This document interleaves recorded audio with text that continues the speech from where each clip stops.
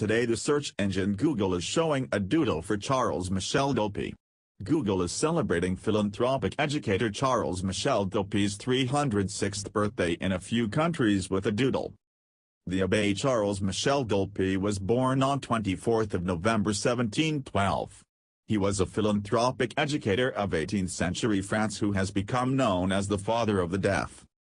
He was born to a wealthy family in Versailles, the seat of political power in what was then the most powerful kingdom of Europe. He studied to be a Catholic priest but was denied ordination as a result of his refusal to denounce Jansenism, a popular French heresy of the time. He then studied law but, soon after joining the bar, was finally ordained, only to be denied the license to officiate.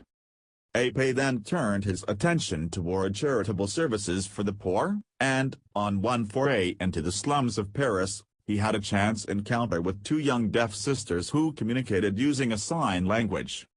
L'Épée decided to dedicate himself to the education and salvation of the deaf, and, in 1760, he founded a school.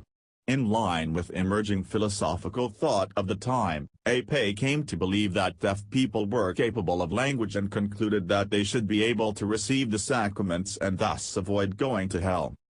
He began to develop a system of instruction of the French language and religion. In the early 1760s, his shelter became the world's first free school for the deaf, open to the public. Though L'Épée's original interest was in religious education, his public advocacy and development of a kind of signed French enabled deaf people to legally defend themselves in court for the first time. L'Épée died at the beginning of the French Revolution in 1789, and his tomb is in the Church of Saint Roch in Paris. 2 years after his death, the National Assembly recognized him as a benefactor of humanity and declared that deaf people had rights according to the Declaration of the Rights of Man and of the Citizen. In 1791, the Institution Nationale des Sourds Muets à Paris, which L'Épée had founded, began to receive government funding. It was later renamed the Institut Saint-Jacques and then renamed again to its present name, Institut National des Jeunes Sourds de Paris. His methods of education have spread around the world, and the Abbé de L'Épée is seen today as one of the founding fathers of deaf education.